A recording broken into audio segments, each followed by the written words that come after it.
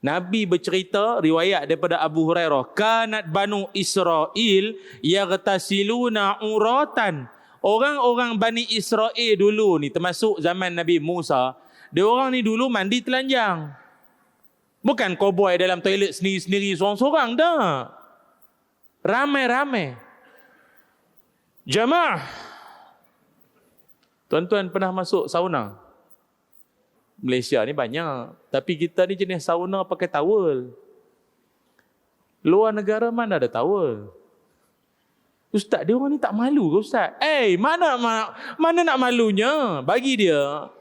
Kita serupa. Sama. Kan? Spek sama. Spek JKR sama. Kan? Faham tak?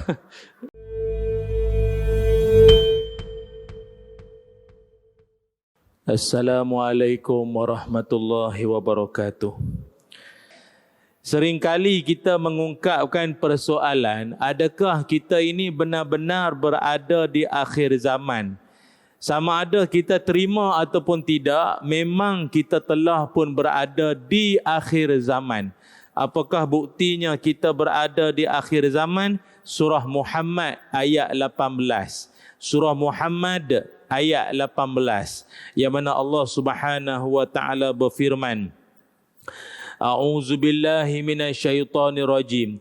Fahal yanzuruna illa as-sa'ata an ta'tiyahu baghtatan faqad jaa'a asyratuha.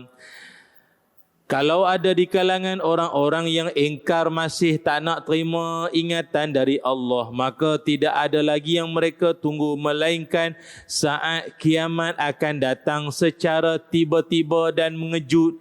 Kerana sesungguhnya telah ada tanda-tanda kedatangan kiamat. Surah Muhammad ayat 18.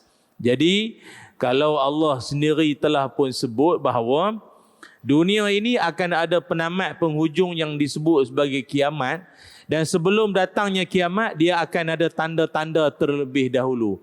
Dan tanda paling besar kiamat ataupun akhir zaman kita dah di penghujung adalah perutusan Nabi Muhammad sallallahu alaihi wasallam. Nabi Muhammad sallallahu alaihi wasallam bersabda, "Bu'istu ana wasa'ah kahataini." Sabda Nabi, diutuskan aku dengan berdentumnya kiamat adalah seperti ini. Nabi merapatkan dua jari Nabi yang mulia, jari telunjuk dan juga jari tengah, dirapatkan. Artinya, aku diutuskan, ini kiamat macam ini. Kalaulah Nabi kata, aku diutuskan, ini kiamat. Oh, selang banyak jari, lambat lagi. Itu yang berpoya-poya lagi tu, lambat. Tapi Nabi diutuskan 1400 tahun yang dulu, dan ini kiamat berkembar. Artinya kiamat ni is just around the corner lah, dah tak lama lagi dah. Tanda-tanda cukup banyak. Sebab itu dalam hadis-hadis yang kita banyak pelajari, para ulama menyimpulkan tanda-tanda kecil kiamat itu banyak. Kurang lebih ada 120 tanda-tanda kecil. Dan kebanyakan tanda-tanda kecil ni pun telah banyak pun berlaku. Ibu melahirkan tuan. Seorang ibu melahirkan tuan. Maknanya anak tu nanti akan boleh bersikap memerintah maknya sendiri. Banyak dah berlaku dah. Kedua, manusia ataupun dahulunya pengembala kambing unta sibuk meninggikan bangunan-bangunan. Tuan-tuan, kalau tengok tanah Arab sekarang ni, ngeri kita tengok, seram kita tengok. Dia punya tahap pembangunan dia itu luar biasa. Yang asalnya kawasan-kawasan tempat itu bernilai ibadah, telah beralih arah menjadi tempat yang lebih kepada pelancongan. Banyak tuan-tuan. Banyak dah. Tinggi-tinggi bangunan satu hal. Lepas tu mewah-mewah pula tu. Kalau tuan-tuan berkesempatan lah, banyaklah hotel-hotel di sana. Kalau di Mekah, Madinah tu, kalau di Madinah tu ada satu hotel tu, kalau tuan-tuan duduk buat umrah, ziarah bulan Ramadan, 10 malam akhir, ada satu hotel tu, satu malam 12,000. Satu malamnya 12,000. 12,000 ringgit tuan-tuan. Balik tak tahu jadi apa dah. Satu malam tahu. Bukannya pakej pergi 2 minggu tu 12,000. Satu malam 12,000. Itu 10 malam tak akhir. Kalau malam-malam biasa dia bagi diskaun lah 8,000 atau 7,000. Satu malam. Satu malam. Itu. Jadi macam mana nak buat tuan-tuan? Inilah dia. Baik tu bila dah bayar mahal, takkan tak selfie. Nunjuk ke orang. Jemput makan ya, rezeki dari Allah. Mohon doakan. Kau nak tunjuk kau banyak duit ke? Kau memang rezeki dari Allah. Tu cerita lain. Dia ada sekarang ni, ulama-ulama banyaklah bincang dalam kitab. Tapi kalau ulama kontemporari banyak menyebut, ada juga di akhir zaman ni dia panggil riak secara kreatif. Ada. Riak secara kreatif. Dia nak riak tapi tak nak nampak riak, tapi dia kreatif. Apa tandanya? Kadang kita pernah sembang kot dengan mana-mana orang.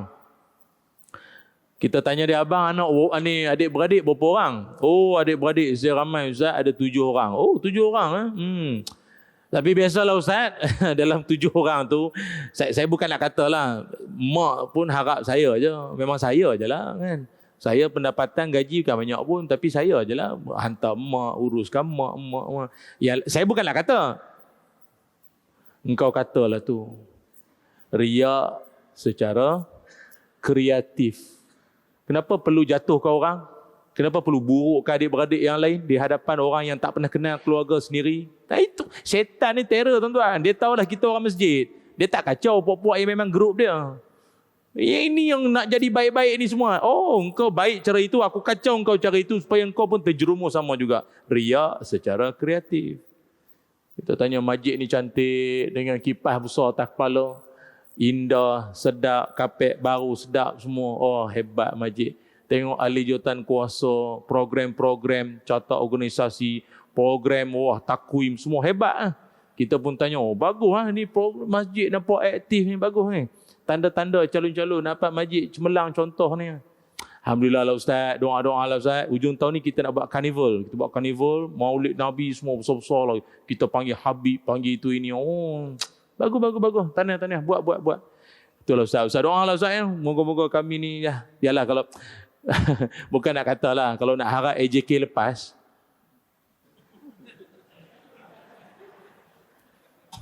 Tuan-tuan faham tak ni? Kalau tak faham, saya ulang balik. Riak secara kreatif.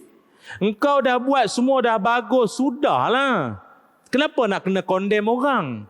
Kenapa nak mengatakan orang dulu tak bagus, orang dulu geng-geng pencin belaka kreatif, tak ada IT, tak pandai, TikTok tak ada. Tak boleh lah macam tu.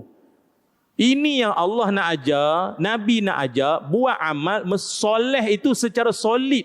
Jangan terkait-kait dengan mana-mana sekalipun. Kadang amal dah soleh, penat macam tu. Hujung mengata orang. Itu tak nak. Kita mandang, puak tu tak semayang, puak ni tak. Kita yang semayang mengata orang pula. Jam. Itu yang bimbang tuan-tuan. Akhir zaman ni dia macam-macam kreatif. Ingatkan media sosial je kreatif. Riak pun ada kreatif. Dah lah tu lari tajuk pula. Pak Arab ni sibuk meninggi bangunan tingkat-tingkat tinggi-tinggi dah. Saya dah sampai dah. Burj Khalifa tu saya dah sampai dah. Tingkat atas kali tu. Berapa minit tak sampai. Berapa minit dah sampai ke atas paling tinggi. Tu pun Saudi, bila orang tanya Saudi berapa tingkat dia orang akan buat paling tinggi. Dia kata kami yang tunggu Dubai dulu. Berapa tinggi dia buat, kami akan buat lagi tinggi. Lain macam dia punya jawapan. Oh, tuan-tuan, memang terzahirlah apa yang Nabi SAW sebutkan benar-benar pun berlaku. Apa lagi? Ramai manusia di akhir zaman sibuk mengindahkan masjid. Masjid cantik, kapet sedap, aircon sejuk, lampu cendela apa no. Wah, sejambak tu. Ada satu masjid saya pergi Malaysia, dia punya lampu tu saja 2 juta.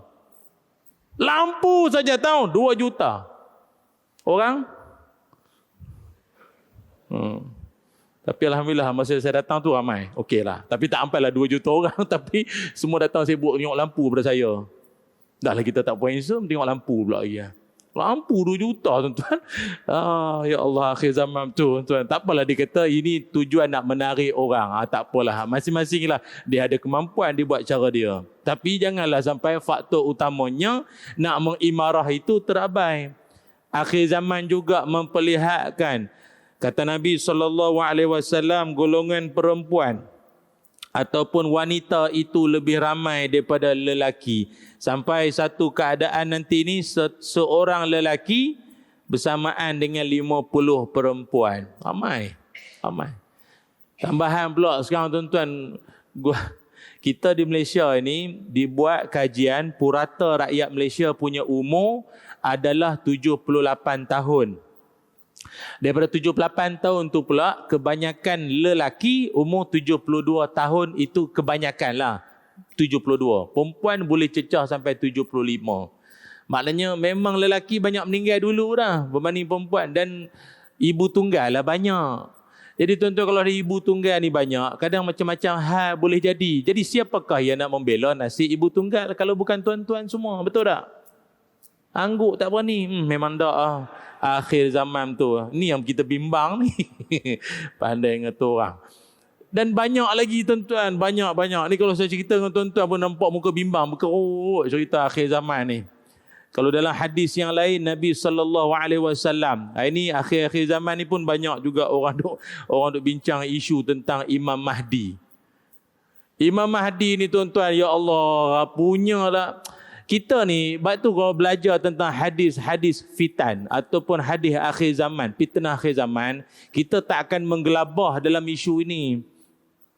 Di saat dunia seakan-akan Islam ditindas, semua dah mula mencari agaknya siapakah sang penyelamat.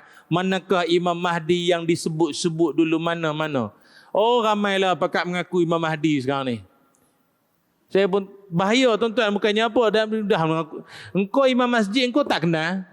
Sibuk nak mengaku Imam Mahdi dah. Ya Allah.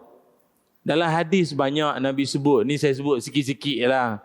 Tanda-tanda kalau benar dia itu adalah Imam Mahdi tuan-tuan. Benda paling jelas sekali dia adalah orang Arab. Tu je.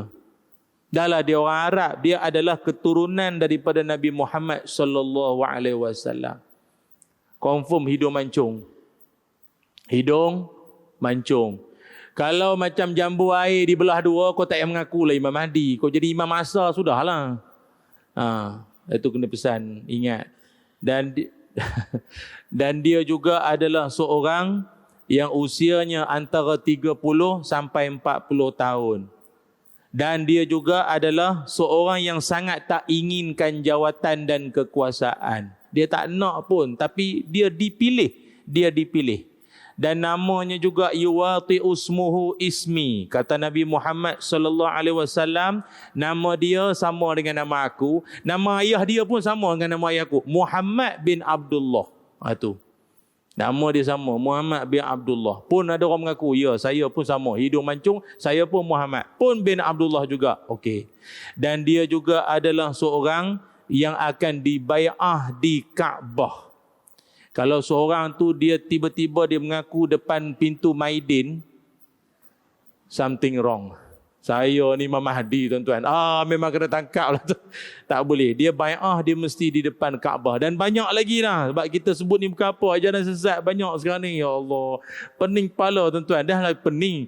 Dia punya soalan-soalan dia pun, kita kalau ilmu tak kuat, pasak ilmu tu tak teguh, dengan kita pun hanyut. Dia kata, ustaz, sekarang ni berapa ramai orang bukan sembah Allah pun sekarang ni. Syirik sekarang ni ramai. Orang masjid berapa banyak syirik. Jam. Apa syiriknya bang? Banyak syirik ustaz sekarang ni. Kat mana? Celah mana kata syirik tu? Orang sekarang tak sembah Allah dah. Benda tu yang semayang di masjid yang tadi, yang maghrib, yang isyak subuh tu, dia lah tu. Sembah Allah lah tu. Tak. Dia orang sembah jam. Sembah jam apa pula? Iyalah ustaz, kalau betul dia orang sembah Allah, kenapa subuh kena ikut 6 suku? Zuhur nak kena 1 lebih, maghrib 7:30, 7:20. Kenapa kena waktu-waktu? Semayanglah bila-bila. Apa Allah ni memang ada office time? Office hour? Tuan-tuan kalau jumpa orang macam tu, tuan-tuan nak jawab apa selain daripada rendam dan kolah? Dia boleh tanya, tak, kalau sembah Allah, kenapa nak ada time? Kenapa? Rakaat lah tu. Subuh mesti 2, 4. Sembah Allah ni tak mengira rakaat lah, dia kata. Bahaya. Sebab tu, Ini satu soalan, banyak lagi soalan. Saya ingat saya bawa tu dengan tuan-tuan berpening nanti. Jam. Sebab tu saya ingat akhir zaman ni banyak benda kena dipasakkan ilmu agar kukuh. Kalau tidak tuan-tuan dengan kita sekali hanyut. Na'udzubillahi min zalik. Sebab itu muslimin muslimat yang dirahmati Allah sekalian, antara kebimbangan yang juga disebut oleh Nabi Muhammad sallallahu alaihi wasallam adalah, antaranya Nabi menyebutkan bila dunia menjelang kiamat nanti, ya'ti 'alan nasi zamanun ma yubalir rajul min aina asabal mal min halalin aw haramin. Kata Nabi Muhammad sallallahu alaihi wasallam, akan datang zaman pada manusia nanti yang mana mereka tidak akan lagi peduli sama ada harta yang mereka peroleh itu datang daripada sumber yang halal ataupun yang haram, dia balun sama saja. Dia dah tak peduli dah. Dia tak ambil kira dan tidak cakna terhadap sumber itu. Dia tak peduli dah. Dia kata ni kalau nak kira halal haram, haram halal, meletih bila nak untung ha. Buat lah dia tu. Darurat. Saya ingat benda ni tuan-tuan pun akui. Lagi-lagi pula kalau tuan-tuan pergi melancong, pergi luar negara, tuan-tuan tengoklah perangai member-member. Nak kata member kita tak sampai hati pula. Entah member siapa tu. Macam tu lah. Tourist guide, tu kan orang Islam. Dah bagi tahu siap-siap dah. Tuan-tuan semua, hotel yang kita duduk ni halal. So esok breakfast jangan risau. Halal semua. Cuma sekeliling hotel ni semua tak halal belaka. Tak halal. Jadi kalau nak beli makan ke apa, beli siap-siap kat mana kedai apa, bawa balik ke hotel. Jangan tu ada seorang tapi sedap dia punya bau, dia sedap, dia tumis tu sedap ah. Orang kata dah. Tapi ustaz, kita kan darurat. Allah Taala tu kan semua tu kan Allah Taala cipta benda tu. Geram sungguhlah. Kadang yang cakap tu janggut sampai pusat tu geram tu. Segenggam janggut. Cakap ya Allah, boleh ikut Ustaz, boleh ikut. Benda boleh ejah. Ha? Kadang-kadang bila dia tanya macam tu, teringat saya yang Nabi sebut ni. Akhir zaman, orang dah tak peduli. Halal haram lah, makan lah. Mari setengah lain pula, terlalu menjaga pula. Ada setengah negara,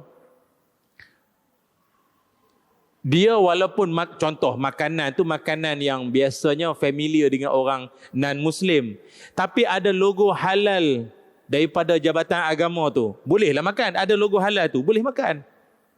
Makanlah, bismillah makanlah, ada perakuan lah. Dia boleh pergi sibuk tanya tukang masak, semayang tak?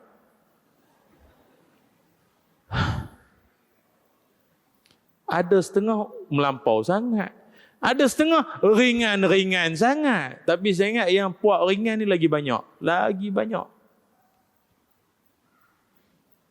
Macam itu saya pergi ada satu negara tu. Banyak sangat kamera. Payah nak sebut kan, nanti saman pula negara tu nanti. Dia sidang media orang ni. Negara tu tuan-tuan, dia punya makanan tu, tuan-tuan jangan tanyalah halal tak halal. Melainkan tuan-tuan pilih package tu, package yang memang mesra Muslim. Senang. Tuan-tuan minta tangkap muat buat DIY sendiri-sendiri buat pergi. Jangan gamble pergi booking sendiri tu sendiri. Jangan. Pasal ada setengah negara, babi tu tak semua yang haram. Yang haram tu, babi yang pink-pink tu. Warna pink, yang golek-golek, tu kan, yang gebu-gebu tu. Yang halal yang hutan, bagi dia itu organik. Macam ayam kampung kan, yang tu boleh, yang tu halal. Babi yang tu halal. Yang ping-ping, yang gebu-gebu ni, yang babi timbang ni, ini halal dia. Ini haram, tak boleh dia. Bagi dia punya makanan pun kadang, apa benda ni? La ilaha illallah. Jam. Ada pula satu lagi, dia punya pahaman dia, babi itu memang haram, tapi kalau disembelih itu halal. Kadang-kadang kita ni suka makan bakso. Yang jual pun pakai songkok. Tapi babi pak. Aduh. Kita nak jadi sebu kepala. Seminggu tengok dengan besar-besar pula tu dia punya poster tu. Ada member kata, ini aku duduk seminggu duduk sini. Kembang hidung jadinya. Ya Allah. Tapi ada juga kata, jadi kalau kita darurat boleh kot Ustaz. Kalau macam dalam hutan, tiba-tiba dah tak ada apa nak makan, boleh kot. Dapat babi lu, boleh kot. Punyalah banyak lagi tumbuh-tumbuhan, buah-buahan yang kau nak terekam sangat babi teringin sangat. Kenapa? Ini Nabi sebut akhir zaman manusia dah tak peduli halal haram, tak peduli lagi dah. Tambah dalam urus niaga, perniagaan, buat review yang benda tu tak sedap, claim kata sedap, overclaim. Oh terbaik, saya makan bau sekali, hilang semua. Jantung dah tak ada, kencing manis tak ada, semua tak ada dah. Kena kencing banyak tu. Lepas tu ambil duit hasil daripada pengakuan tipu. Orang makan habis berpenyakit semua. Apa pasal ni? Tak boleh macam tu. Banyak Nabi sebut. Apalagi yang Nabi SAW sebut. Akhir zaman juga akan berlaku. Inna min asyratis sa'ah an yurfa'al ilmu wa yazharul jahlu wa yafshuwaz zina.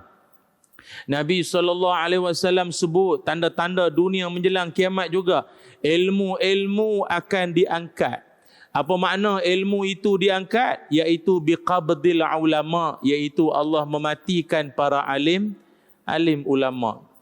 Minta maaf lah tuan-tuan, dia alim ulama, dia tak sama dengan mana-mana tokoh sukan, tokoh seni, takkan sama. Maksudnya apa? Kalau hilangnya dia, pepatah Melayu kata apa? Patah tumbuh hilang ganti. Ulama tak sama macam itu. Kalau dia meninggal, nak cari ganti dia pula, anak sendiri belum tentu. Kadang-kadang saya ingat tuan-tuan pun pernah. Ayah dia tu atau tuan guru tu memang hebat. Huraian, tafsiran, hadis, dia baca penghayatan dalam bicara dia dengar. Kita dengar memang sayu sedap. Dan dia pun ada anak dia pun ustaz. Tapi bila ayah dia dah meninggal, kita panggil lah anak dia mengajar. Tak sama. Kan tuan-tuan pun pernah jumpa kan? Anak darah daging tu bukan anak murid, anak sendiri. Kadang tak sama dengan penyampaian si ayah dia itu. Tu ulama dia lain. Meninggalnya seorang ulama nak ganti tu payah. Pelakon, penyanyi ramai. Kadang pelakon tu belum meninggal, ramai lagi pelakon lagi best daripada dia. Lepas tu kau meninggal pun kadang orang ingat tak ingat macam tu. Ulama ni dia lain. Dah lah pula bila meninggalnya ulama tu Nabi sebut, akan muncul pula puak-puak yang jahil. Yang mana mereka ini dahlah jahil satu hal, mereka akan bercakap dengan penuh kebodohan. Tuan-tuan kalau pergi umrah, berapa banyak mufti-mufti jalanan tuan-tuan akan jumpa.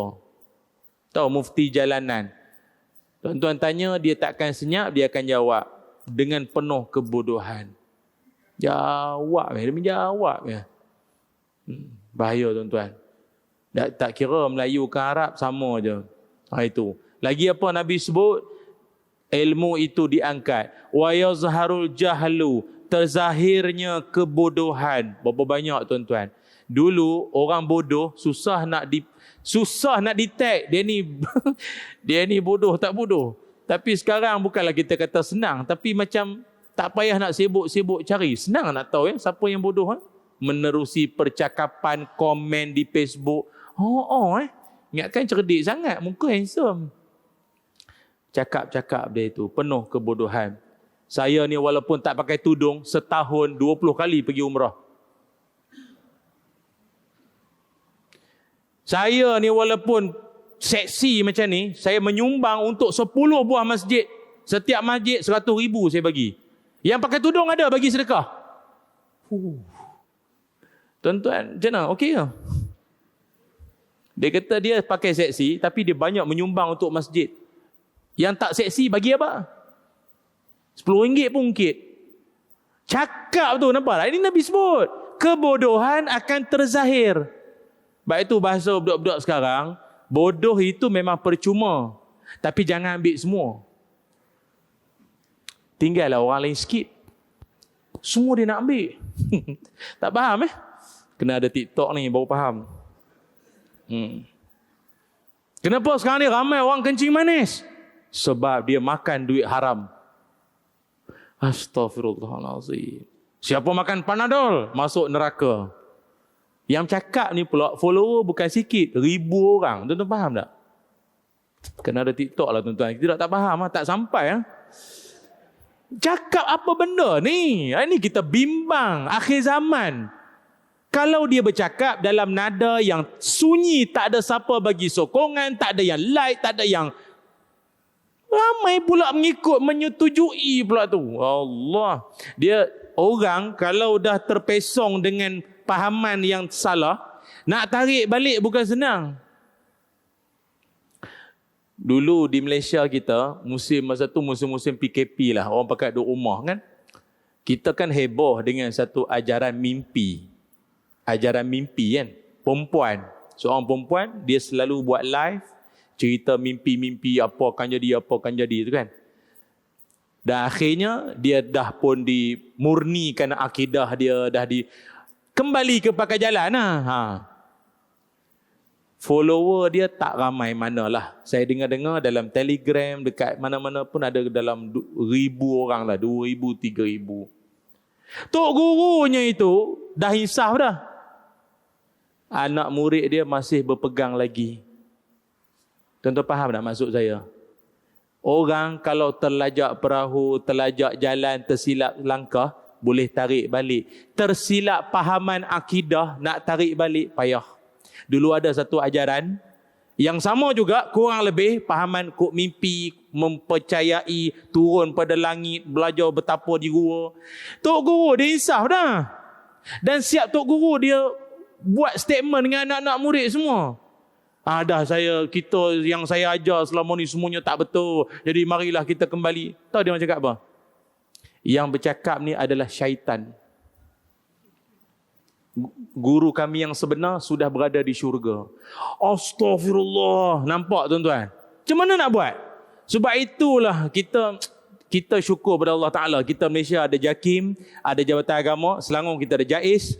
Sangat memantau guru-guru yang datang mengajar ni. Sekali dia salah ajaran tuan-tuan, orang pegang itu lama. Oh ya Allah. Dia tak nak balik tu satu hal. Pemurnian akidah tu bukan senang. Ustaz-ustaz kita tu dia ancam bunuh. Kan ada negeri kan. Penguat kuasa kena tembak di rumah. Gara-gara kerana nak membanterah ajaran sesat. Na'udzubillah min zalik. Apa lagi tuan-tuan? Nabi SAW sebut juga wa yazharul jahlu, kebodohan terzahir, wa yafshu waz-zina, dan berleluasanya perlakuan zina. Zina itu di mana-mana tuan-tuan berlaku.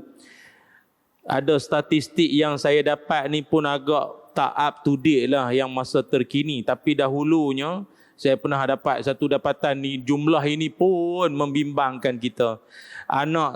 Anak tidak sah taraf di Malaysia ni bukannya sikit tuan-tuan. Dibuat kajian dalam setahun ada 257,411 orang. Maknanya penzinaan itu berlaku kurang lebih setiap 20 minit sekali. Ataupun lahirnya anak-anak luar nikah dulu orang panggil kan. Kasar katanya anak tidak sah taraf. Itu dalam beberapa minit sekali lahir. Dibunuh, ada yang dilempar, hantar jadi anak angkat dan macam-macam lagi. Dahsyat tuan-tuan. Anak-anak zaman sekarang ni benda yang amat menakutkan kita. Kecanggihan teknologi yang ada di tangan kita. Sahabat saya ada seorang, dia ni mengajar sekolah. Terkejut monkey dia. Tahu terkejut monkey? Terkejut baruk lah. Terkejut monkey wal chimpanzee lah.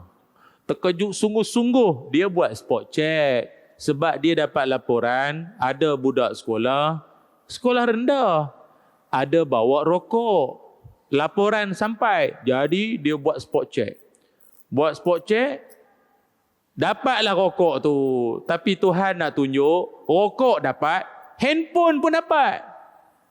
Senyap-senyap budak-budak ni seluduk bawa telefon pergi sekolah.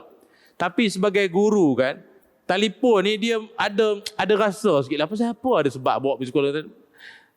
Allah Ta'ala nak tunjuk. Tiba-tiba tuan-tuan dengan telefon tu dia tak lock screen ke apa. Video lucah.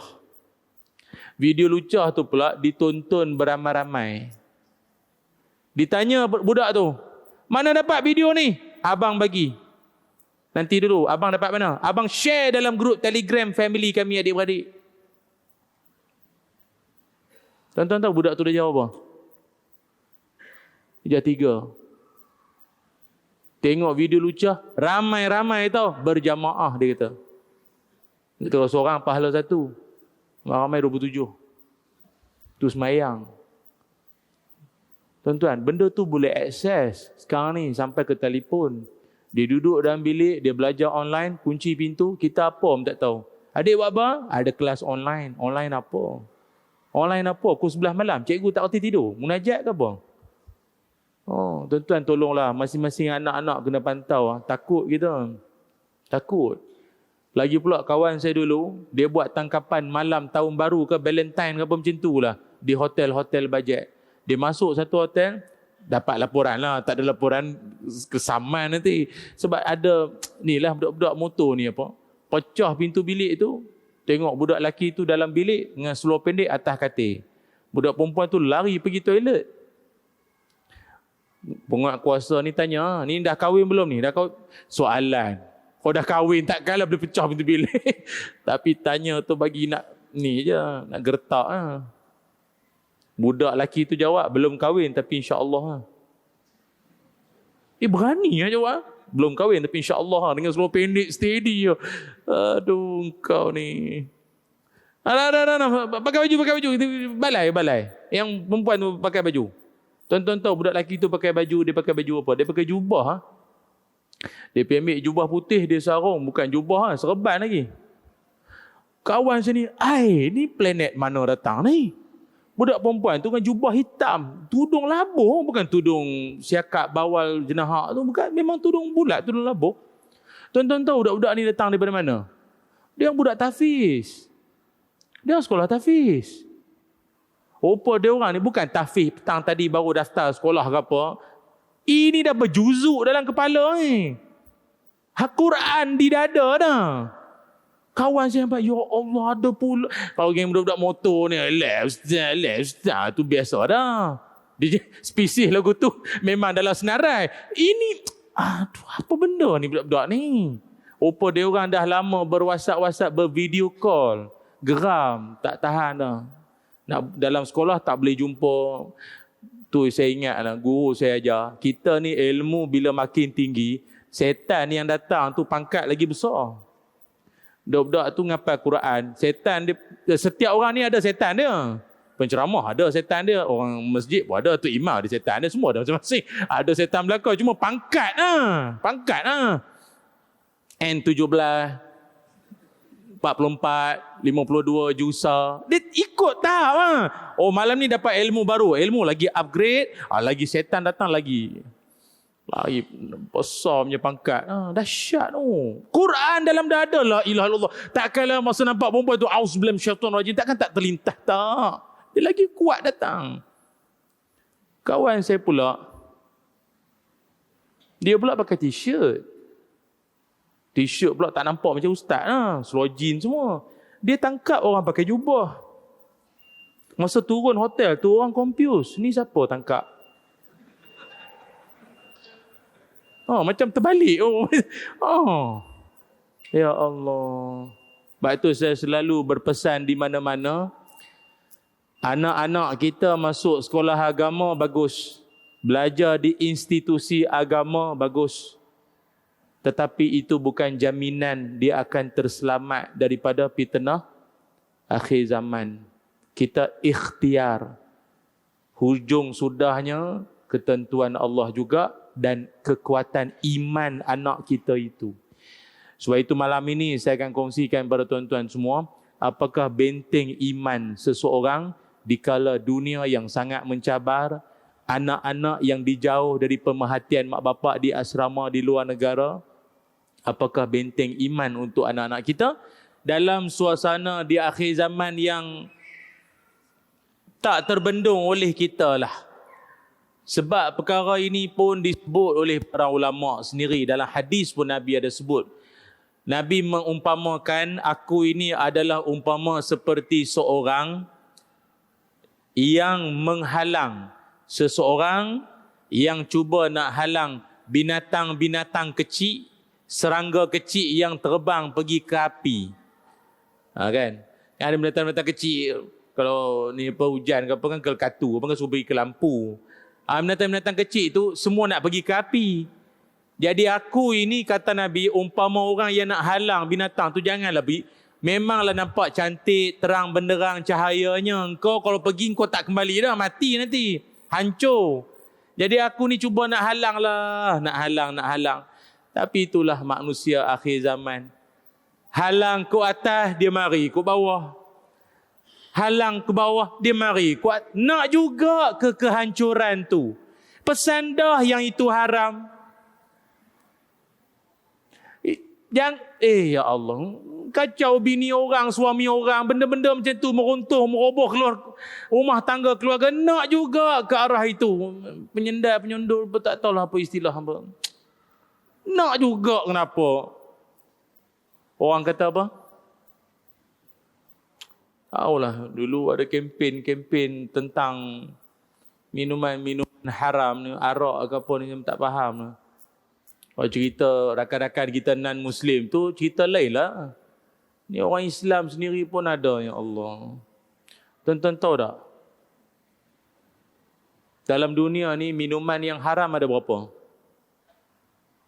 Yang haram dalam dunia ni, minuman ada berapa? Ada berapa? Ada? Menung je. Banyak, Ustaz. Ustaz suruh tanya, nak suruh sebut semua ke apa? Dia minuman haram ni ada 3. Pertama, yang memabukkan. Kita tahulah memabukkan. Asal mabuk haram.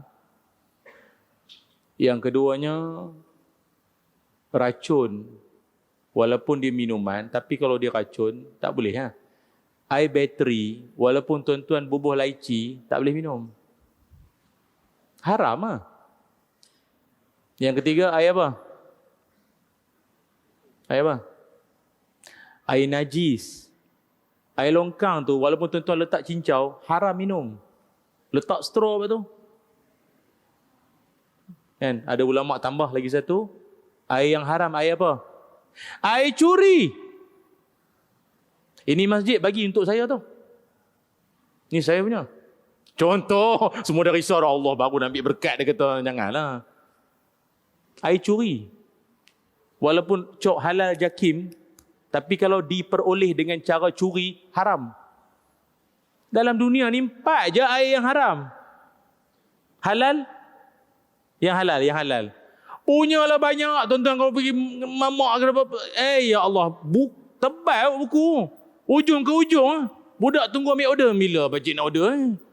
Scan je lah ambil. Tak larat, tak kuasa nak menunggu. Teh saja berapa jenis? Teh tarik, teh obeng, teh sarbat, teh sur, semua ada. Jus, berapa jenis jus? Ya Allah, kenapa lah punya banyak yang halal, yang haram juga yang kau nak? Kenapa? Dah sekarang ni ada pula sibuk nak pegang anjing pula lah ni. Banyak binatang halal kan? Tak tahulah kenapa. Dulu ada penyakit anjing gila tau. Yang kita takut sekarang ni, gila anjing. Dah, tu je lah tuan-tuan. Banyak tak faham ni, tak apa. Jadi, apakah benteng? Aduh, ya Allah. Ni tuan-tuan. Oh, patutlah dia buat muka penceramah dekat banner tu kerut sangat. Ya Allah, apakah benteng keimanan kita tuan-tuan untuk setidak-tidaknya kalau tak dapat nak mengatasi semua isu ini, sekurang-kurang dia jadilah benteng lah juga. Kalau kata musim Covid kan pakai mask. Pakai mask kan? Kan ada orang kata apa? Pakai mask, tak pakai mask mati sama . Janganlah gitu. Ikhtiar. Kurang-kurang adalah benteng. Benteng. Kau nak pakai 6 lapis pun terpulang lah. Ada orang macam tu. Saya pakai mask masa tu. Kalau ustaz pun tak yakin dengan Allah. Harap ke makhluk juga. Aduh, payah. Kami jadi ustaz-ustaz ni payah tuan-tuan. Nak berhadap dengan orang macam tu. Bukan tak ada dalil, tapi macam tu lah. Apakah benteng dia tuan-tuan? Daripada tadi duk sebut, tak sebut lagi. Ni nak sebut ni. Bentengnya adalah memiliki sifat malu. memiliki sifat malu. Manusia ni tuan-tuan telah diajar oleh Nabi Muhammad sallallahu alaihi wasallam, inna mimma adrakan nas min kalami nubuwah al-ula, kata Nabi Muhammad sallallahu alaihi wasallam, sesungguhnya pesanan para nabi-nabi terdahulu daripada Nabi Adam sampailah Nabi Isa termasuk Nabi kita, iaitu mengulang-ulang benda yang sama. Pesanan dia adalah pesanan berkait dengan apa? Iza lam tastahi fasna' ma syi'ta. Kalau engkau sudah tidak lagi malu, maka berbuatlah apa yang kau nak buat. Hadis riwayat Imam Bukhari. Nampak? Nabi-nabi dulu pun dah berpesan tentang isu malu. Apa maksud Nabi yang kata, kalau engkau dah tak ada malu, buatlah apa nak buat. Bukan Nabi suruh buat.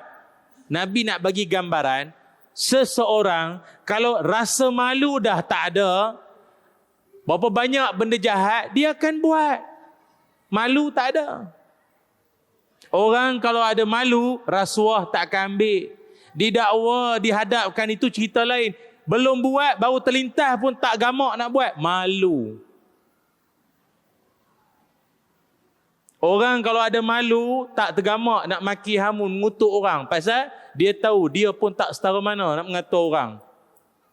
Siapa tak kisahlah, imam ke IJK ke, mana-mana orang pula. Malu. Orang kalau ada malu tuan-tuan, tak tergamak nak ambil hak orang. Orang malu ni menyelamatkan banyak keadaan. Perempuan kalau ada rasa malu, tak ada nak mengilai, menggelak tu, tak tentu arah dalam TikTok bergedik. Tahulah meniaga barang pun, jangan sampai tak ada maruah. Tepuk-tepuk punggung jadi apa? Malu tak ada. Malu. Bini orang tu. Suami dia pun kalau ada malu akan tegur bini macam tu. Apa jadi macam ni? Nak bersilat di pekarangan masjid pun agak-agak. Banyak tuan-tuan. Malu ni menyelamatkan banyak keadaan. Tapi barangkali akhir zaman sifat malu tu makin dah terhakis. Tuan-tuan tahu tak, orang tua-tua dulu kalau mengandung malu. Malu apa? Bukan salah pun kalau dah mengandung, rezeki Allah lah. Baju dia pakai setebalnya. Longgar, besar baju dia pakai. Segan, nampak perut, nampak bulat. Sekarang mana ada? Ketat lagi ada. Membulat pula tu. Selfie siap.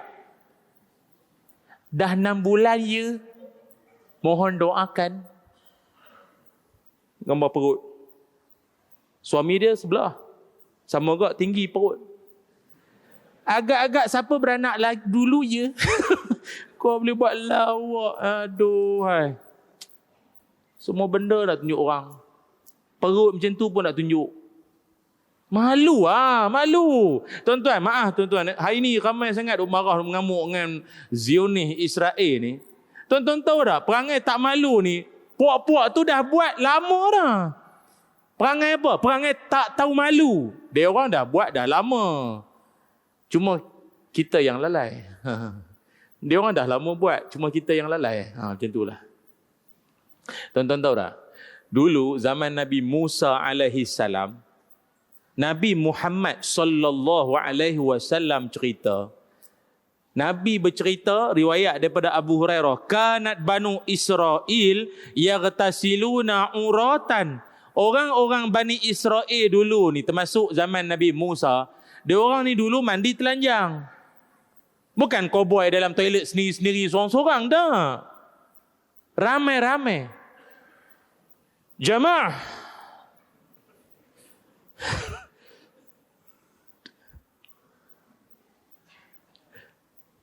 Tuan-tuan pernah masuk sauna?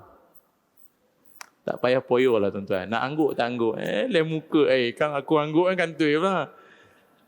Macam sauna, pusat sauna untuk kesihatan lah kan.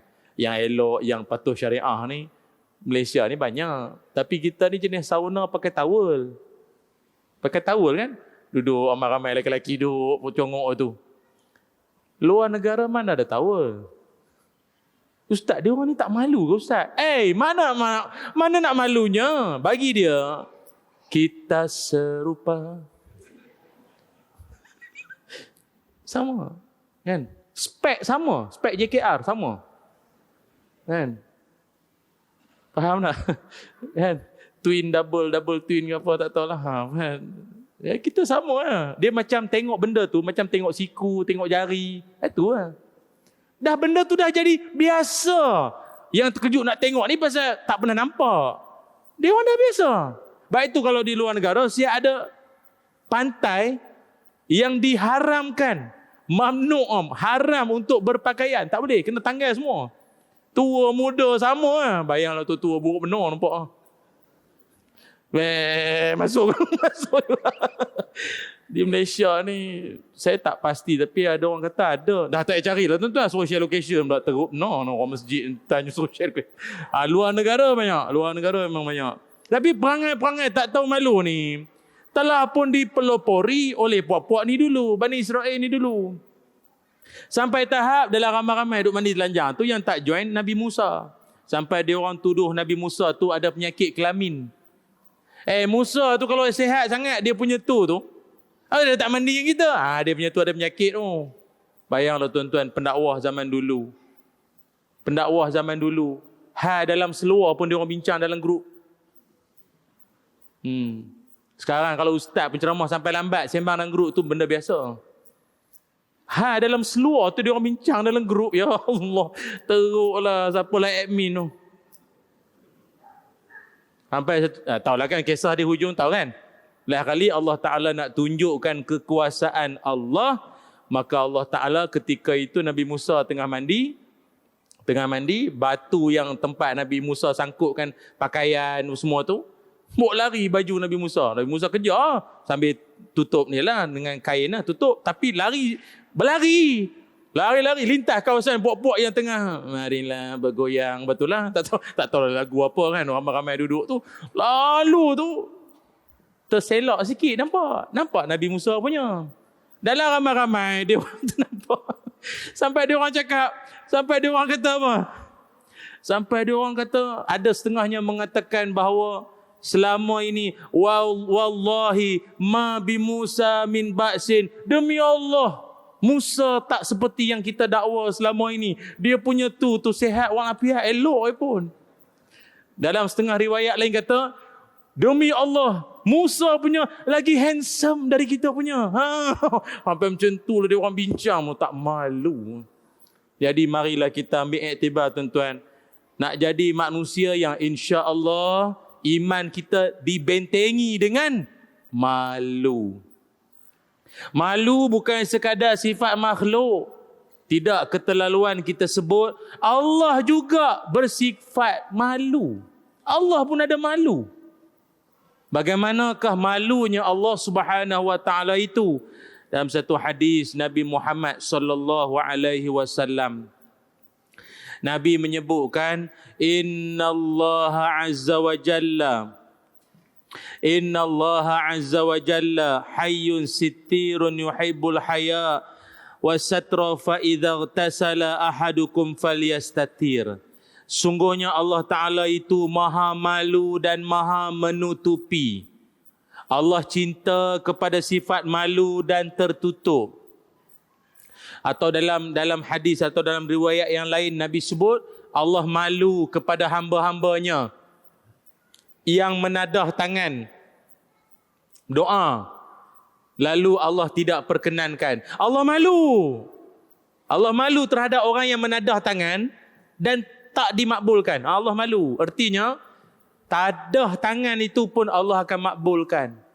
Waktu kata ulama, antara orang yang berdoa, antara yang tadah dengan tak tadah, yang menadah itu lebih cepat makbul berbanding yang tak tadah.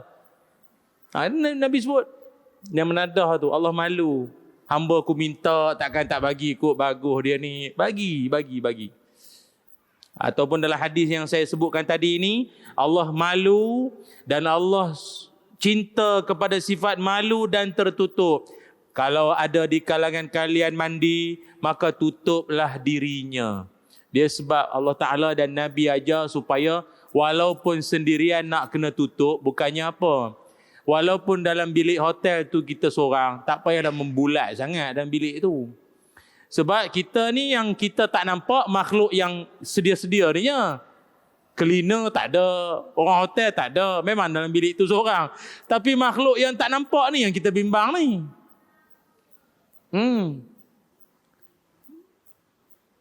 Jin lah. Nyamuk buat apa? Dia kata nyamuk pun, nyamuk buat apa? Malu nyamuk. Nyamuk buat apa? Dia tak heran. Jin lah masalah ni. Jin ni tuan-tuan, dia sebab tu Nabi ajar, kalau masuk tandas, sebelum membuka pakaian, ada baca. Jangan main buka macam tu. Sebab kadang-kadang tak dinafikan, banyak insiden berlaku dalam tandas. Wallahu a'lam lah, gara-gara angkara jin ke apa, kita pun tak tahu. Tapi tuan-tuan banyak kan dengar. Jatuh bilik air lagi banyak daripada jatuh helikopter. Tak? Masuk hospital kan kita tanya pasal apa? Oh, tadi jatuh bilik air. Semua jatuh bilik air. Tuan-tuan perasan tak? Jatuh bilik air ni banyak sangat berlaku. Padahal dunia ni punyalah luas, bilik air kau nak jatuh. Kan banyak kan? Tak apa nak angguk nampak. Kau tanya orang hospital baru angguk. Banyak jatuh bilik air banyak. Kita orang Islam dia ajar. Lepas tu Nabi SAW, Nabi kalau masuk toilet, kata sahabat, Nabi punya doa panjang. Kalau masuk toilet, panjang doa Nabi. Punya ancaman di toilet tu macam-macam boleh jadi. Tapi terpanjang tu hal lain lah, cerita pasal adab masuk toilet semua tu. Tapi membuka pakaian tu, daripada diintai oleh makhluk-makhluk jin ni, apa bacaan dia? Nak tulis-tulis saya share. Nabi SAW, Nabi sebut dalam satu hadis, satru ma baina a'yunil jin wa aurati bani Adam iza dakhala ahaduhum al-khala. Nabi kata, engkau kalau masuk toilet lah, membuka pakaian, maka ayat ini akan menjadi pembuta kepada makhluk-makhluk jin itu. Apakah ayatnya? Yang tulis-tulis lah, yang nak ikut saya baca ikut lah. Ikut Bismillah. Itu je. Bismillah je lah tuan-tuan. Loh itu je Ustaz. Itu je lah. Dah Nabi kita Bismillah. Takkan saya nak mandai pula. Senang kan? Senang kan? Bismillah. Seluar. Bismillah. Dengan membaca Bismillah, dia akan menjadi pembuta kepada mata-mata jin. Jin ni ada jin jantan, jin betina. Dia mengintai tuan-tuan jantan. Yang nak mengintai tu betina. Allah bahagia handsome-nya. Bismillah. Aduh. Kasim selamat ya Allah. Buta terus. Cocok mata pula. Bismillah punya pasal. Zap. Kena cocok mata. Tapi biasanya yang takut dalam bab ni orang perempuan lah. Sebab jin jantan yang menengok dia. Bagi tuan-tuan ni terpulanglah nak baca kedak. Pasal saya ingat jin tu pun menyesal tengok badan tuan-tuan ni. Bulu ketiak macam penyapu. Aduh, menyesal pula. Tak baca, tak apa aku. Pergi baca, pilih ambil pahala sunnah. Muslimin, muslimat yang dirahmati Allah. Yang dirahmati Allah sekalian. Itu Allah Ta'ala. Ya Allah, Allah Ta'ala sendiri maha kuasa segala maha. Pun ada malu. Yang tak ada apa ni Allah Ta'ala tak ada malu. Turun sikit. Nabi Muhammad SAW pun juga pemalu. Nabi kita sangat pemalu.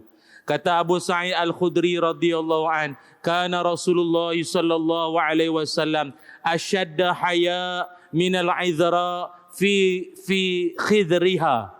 Kata sahabat Nabi Abu Sa'id Al-Khudri radhiyallahu an, Nabi Muhammad sallallahu alaihi wasallam ni punyalah pemalunya Nabi itu mengalahkan anak dara pingitan.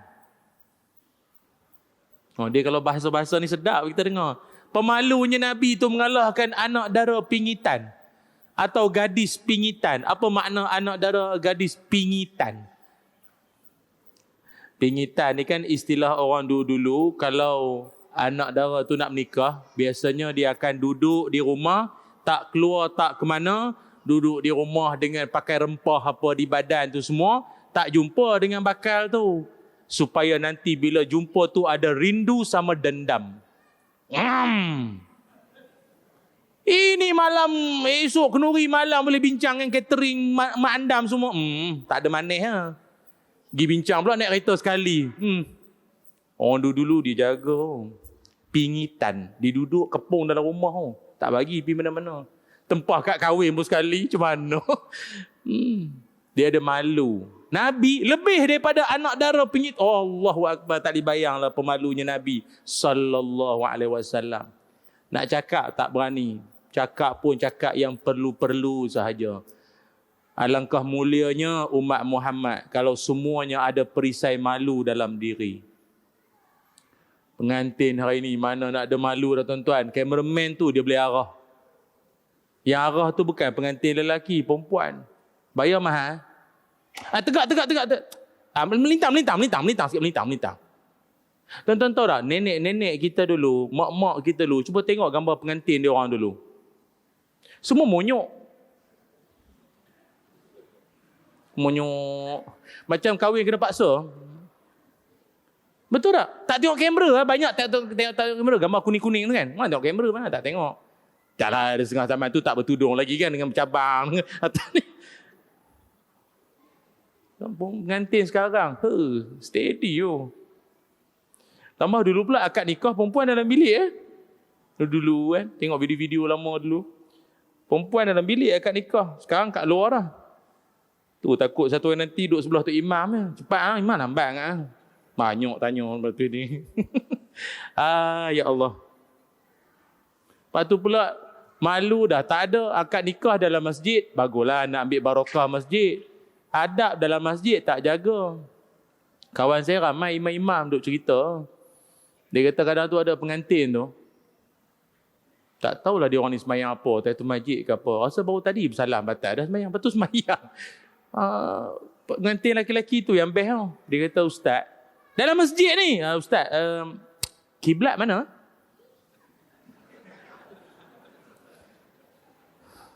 Awal tu nampak soleh dah. Kiblat mana? Kau ingat ni hotel nak kena cari arrow anak panah. Payah. Kawan je kata geram budak-budak ni. Malu lah. Tak apalah. Kita berbaik sangka masjid tu cantik sangat. Sampai mihrab mana satu tak nampak. Tak apalah. Ingat Nabi SAW sangatlah pemalu. Apa lagi tuan-tuan? Sebab itu kita diajar dalam hidup malu mesti ada. Cuma orang tua-tua berpesan, malu ini dia mesti bertempat pula.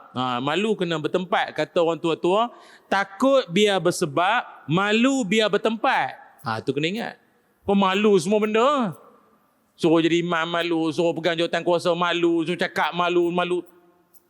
Tak bolehlah macam tu.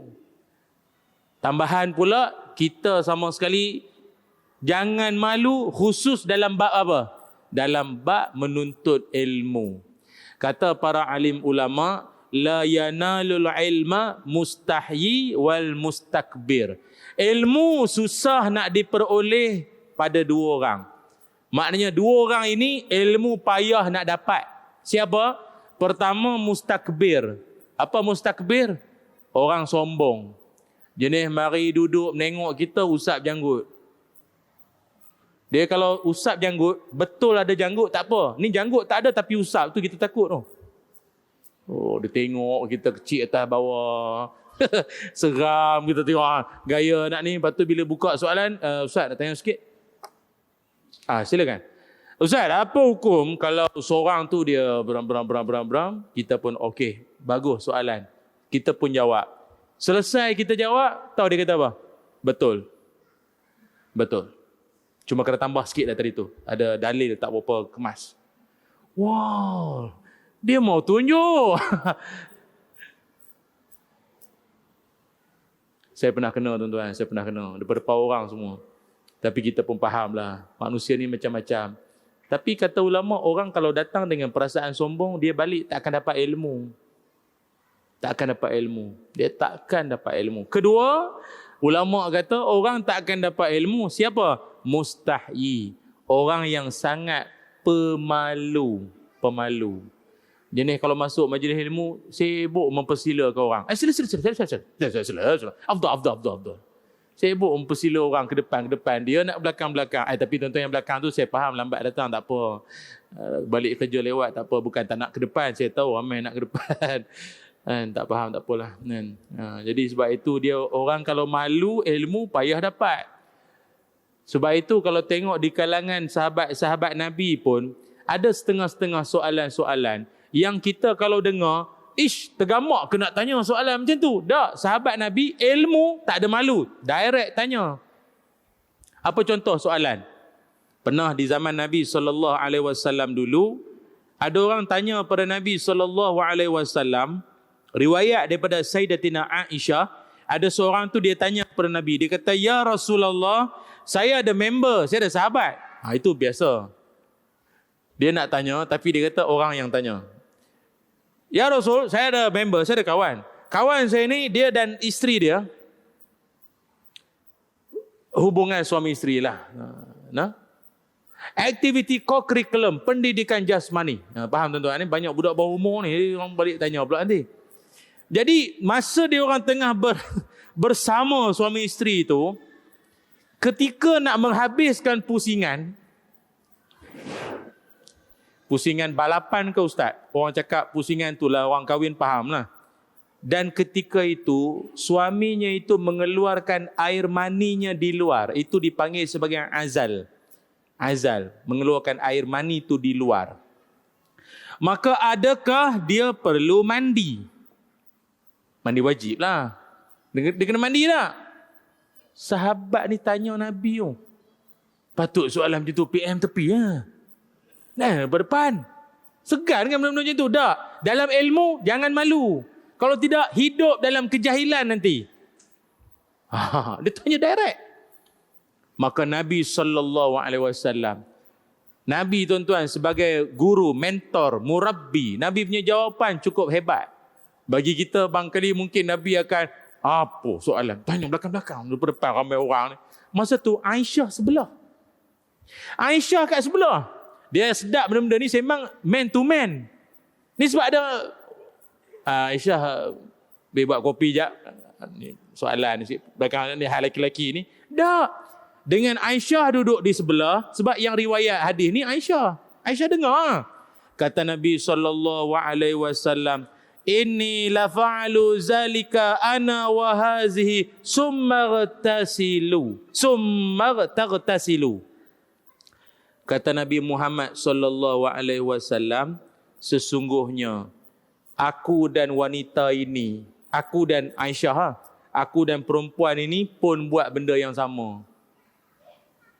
Dan kami mandi. Jadi terjawab tak? Terjawab. Nabi jawab clearly.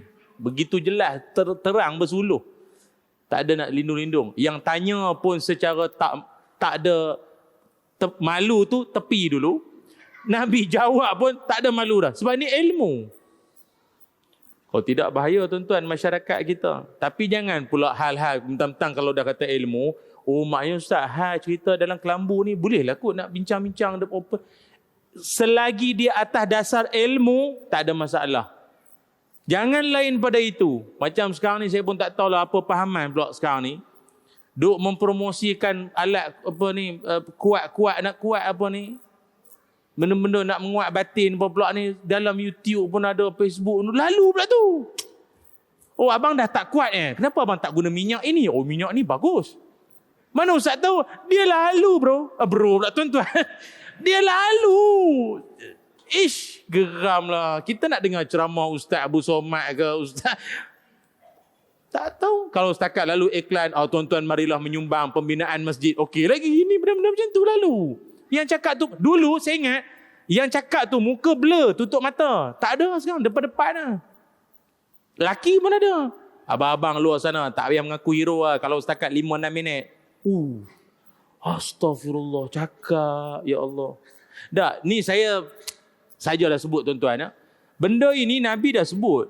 Inna min asyarrin nas indallahi manzilatan yaumal qiyamah. Nabi kata, seburuk-buruk manusia di sisi Allah di hari kiamat siapa? Ar-rajulu yufdi ilal mar'ati. Seorang laki-laki yang bersama dengan isteri dia, hubungan suami isteri, lalu dia pergi cerita kat orang. Malam tadi berapa round, malam tadi syok tak syok, puas tak puas. Dia pergi cerita kat orang. Nabi sebut itulah manusia paling buruk di sisi Allah di hari kiamat nanti. Dah lah tuan-tuan. Tak payahlah menjadikan ini sebagai topik hangat untuk memeriahkan perbincangan dengan member-member. Jangan. Berhenti. Oh, setakat cerita ada perancangan nak tambah 1, 2 tu cerita lain. Cerita atas katil tu semua jangan duk bincang tuan-tuan. Lainlah kalau ada orang tu perempuan dia mari nak rujuk pada pakar rujuk hal berkait benda yang sama tapi atas dasar ilmu. Macam setengah perempuan dia nak tuntut fasah sebab suami dia dah suami dia dah power tu tak berapa ada. Itu boleh dia nak mengadu. Takkan dia nak ustaz saya nak, tapi kan nanti cerita benda ni kan jadi hina sisi Tuhan pula. Dah itu tak apa. Nak beritahu suami dia dah tak ada power dah. Faham tak? Tak ada apa. Al-mautul fucuku. Faham tak tuan-tuan? Atau al-fucukul arwah. Itulah. Ke tak faham juga? Macam tu lah. Macam tu tak apa. Itu sebab dia nakkan hak dia. Jadi dan dia pun mengadu pada pihak yang autoriti. Itu tak termasuk dalam hal ni. Jadi dan jangan pula malu. Tidak hampir sudah hidup dalam sengsara nanti. Itu adalah perbincangan dia. Wallahualam, cukuplah tuan-tuan cakap ni sembang-sembang kita. Saya pun tak tahulah apa yang tuan-tuan faham. Tapi harapnya tuan-tuan dapatlah sesuatu untuk kita menjadi sebagai benteng di akhir zaman yang terlalu mencabar ini. Lagi-lagi pula generasi anak-anak kita ini yang tanpa ilmu, tanpa iman dan nasihat yang tak pernah putus dari mak bapak. Kita bimbang apakah akan jadi masa depan mereka nanti. Bismillahirrahmanirrahim. Allahumma salli ala Sayyidina Muhammad wa ala ali Sayyidina Muhammad. Allahumma inna nas'aluka ilman nafi'a wa rizqan tayyiba wa amalan mutaqabbala. Allahumma barik lana fi Rajab wa Sya'ban wa ballighna Ramadan. Allahumma aghnina bil ilmi wa zayyinna bil hilmi wa akrimna bit taqwa wa jammilna bil afiyah. Ya Allah, ampunkanlah dosa-dosa kami. Ampunkanlah dosa ibu ayah kami. Ya Allah, kurniakanlah kami ilmu yang bermanfaat, rezeki yang baik dan amalan kami diterima oleh-Mu ya Allah. Ya Allah, rahmatilah seluruh ahli jemaah dan jawatan kuasa Masjid Taman Putra Perdana ini ya Allah. Jadikanlah mereka di kalangan yang suka mengimarahkan masjid-Mu ini ya Allah. Jadikanlah mereka di kalangan mereka yang senantiasa mengimarahkan rumah-Mu ini dengan program-program ibadah yang membangun iman dan jiwa mereka ya Allah. Ya Allah, kurniakanlah kami umur yang panjang agar kami dapat menikmati keindahan Ramadan al-Mubarak yang kami rindui ya Allah. Ya Allah, ya Zal Jalali wal Ikram. Wa sallallahu ala Sayyidina Muhammad walhamdulillahi rabbil alamin.